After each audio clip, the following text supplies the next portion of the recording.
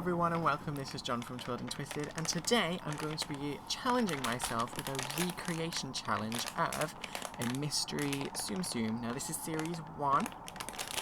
The point of this challenge was for me to try and take a step away from the norm of what I have been doing and go for something where I haven't had chance to practice at it and I don't even know what it is I'm going to be making. And I think I would like to have an attempt at maybe Stitch, although I do quite like the Cheshire Cat. I think that would be an interesting one to do.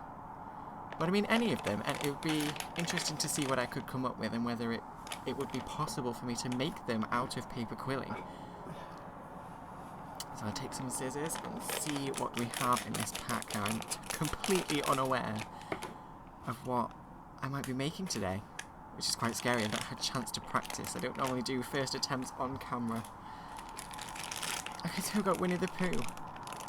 Now at first glance, I think I'm quite impressed with this because it looks quite a simple shape, although it would be different to anything I've done before. So it won't just turn out the same way as things that I've done in the past. It will be something completely different now. It could go well, it could go wrong. At this point, who knows? So I think I'm just going to start with just taking a look at this, how it looks when it's all assembled. I quite like the colours on this. I'm a big fan of purple. Oh, and he just fits in nicely. Look at him there. His cute little face. It's painted really nicely as well. I was quite impressed by the quality of these. Good look. I quite like the honey splodges coming down the side. That makes it. If it didn't have those, this would be rubbish.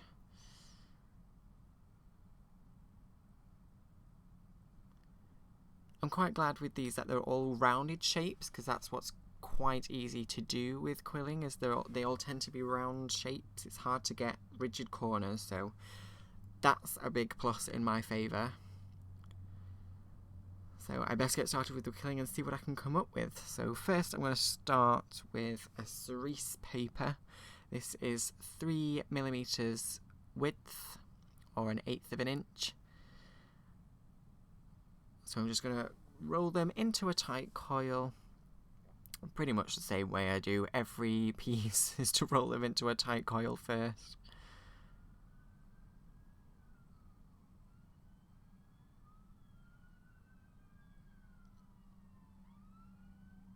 Okay, so here I'm going to start trying to shape this pot. Now at this point I kind of realised that getting the pot the right shape and size wasn't going to be as easy as I initially thought.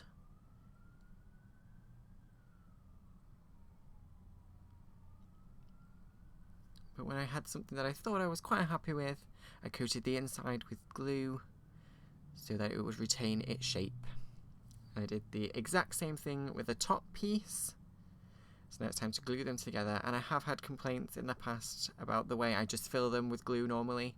So I decided this time, just a bit of glue, bit of tissue paper, just to help it retain its shape and not collapse, as that does sometimes happen. I've actually had that happen more since it was pointed out to me than it ever happened in the past. Okay, so I had the basic pot shape. Now I just had to start adding the details to make it look, well, like the original.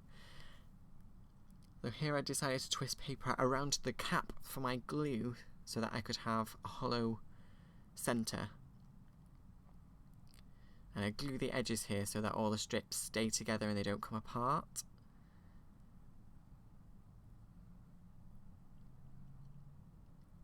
And this will form sort of like the brim, but it only really shows the placement of the brim. It isn't nice and rounded like I would like it to be at this stage, so I need to do something else. And this is where I got really experimental and I had no idea what I was doing or how well this was going to turn out. My brilliant idea, or so I thought, was to attach strips like this all the way around and then roll it down kind of like I do with the hair pieces. I thought if all the strips were rolled down I'd get this nice round edge to the pot. And I did sort of like 2, 3, 4 of these, and I decided that I did not like how it was going, so I completely scrapped that idea I cut all the strips off, and instead I'm using Ranger Liquid Pearls. Now, this was the closest colour I had to match, and as we can see, it does not match at all. So I was beginning to worry at this point what I was doing. I kind of hoped that I'd be able to paint over it with acrylic paint and blend that in. But I thought at this point this gives me kind of like a nice rounded bit, especially when dried. But it didn't quite stay as 3D as I would have liked. And then as I came to paint it, as you can see, it's not covering that colour very easily at all. Like, I did expect it to maybe blend a little bit quicker than it did. So I would say that this took many, many, many layers of paint to try and blend that colour.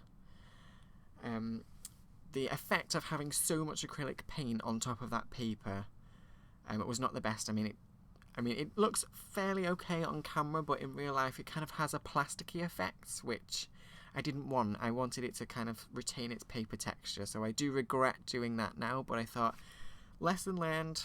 I didn't know what was happening, so, you know, it's all an experiment. It's a challenge. It could go well, it could go wrong. So I kept going, I persevered with it. When it came time to do the lid, I knew I had to kind of make it match what I'd done to the pot.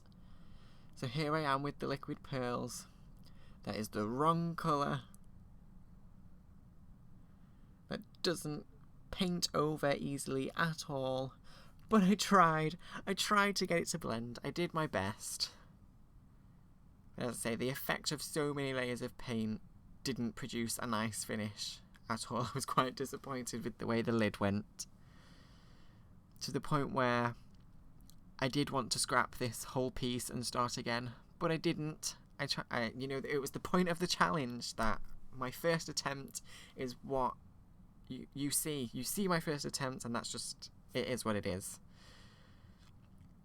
So there's my lid that looks nothing like the original one.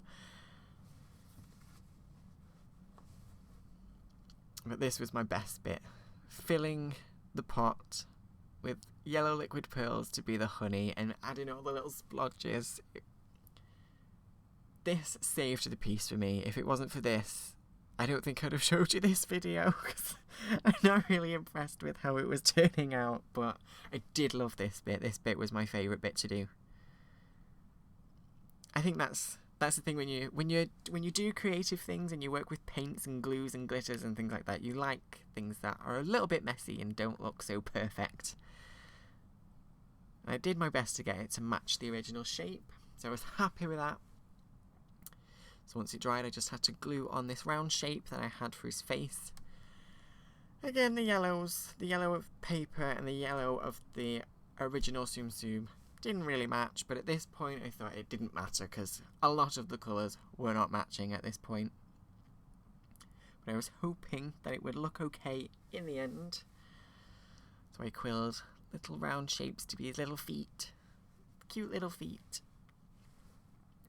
And I also quilled two little half strip semicircle type shapes to be his ears, which I'm just about to put on now. Anytime now. There we go. So there's his little ears. And I'll admit at this point I was glad I'd persevered. I was glad that I carried on with this because it was looking quite cute, and all it really needed was a face. And I think I'd be fairly happy with the result. I still really want to redo the lid, but you know, I can accept this as it is so far. So I decided to go ahead and use brown liquid pearls for his face, just to give it a bit of dimension, but not so much that I would get with an extra piece of paper. Initially, it ran out of the nozzle so fast that I had to wipe it off, repaint his face kind of yellow, and try again. My hand was shaking so much at this point, trying to be neat, trying not to wreck it right at the end. He has a face. He has a face. It doesn't look anywhere near as good as the original. It doesn't look as neat, it doesn't look as cute, but he has a face. And at this point, that's all I cared about. He had a face, I tried to recreate it, I'd done my best. Yeah, if I was to do it again, I would do something different with the face. But all in all, I don't feel like this was too bad. Would I say it was a successful recreation challenge? Perhaps not, but I did what I intended to do. I recreated a piece that I hadn't seen before, I hadn't practiced before, and there is the end result. I really hope you like this, and if you'd like to see me do this again in the future, please give this video a thumbs up. Thanks for watching, guys, and I'll see you next time.